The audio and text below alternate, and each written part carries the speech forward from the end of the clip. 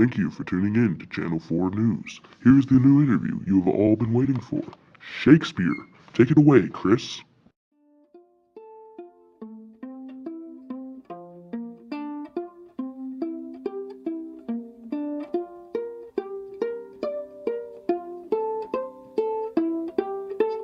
I can ride my bike.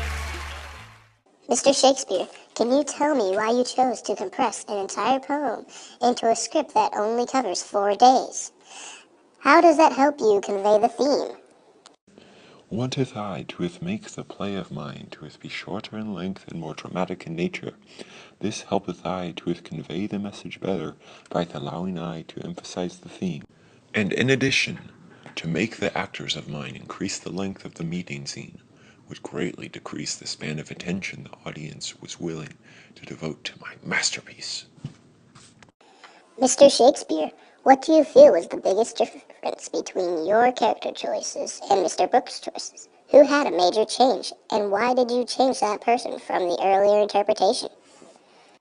The character that I changed it the most, and in the greatest way, was most definitely Tybalt. He was made to be more light-hearted in nature, to better match the genre of tragedy in a more happy way. To give an example, Tybalt and Mercutio fighteth in the most playful of ways. Tybalt does not mean to hurt Mercutio in my masterpiece, though in the poem he does. Mr. Shakespeare, why did you cut out a large part of the violence and darker moments? Spoketh I about this topic at an earlier time, wanteth I to emphasize the romance between Romeo and Juliet. If I had spent time to compose scenes of fighting, then I would have made the audience's attention stray from the love between Romeo and Juliet. Mr. Shakespeare, could you describe one aspect of a scene that you left in place and why you chose to do so? Romeo's reaction when he sighted Juliet after the grand party was the same.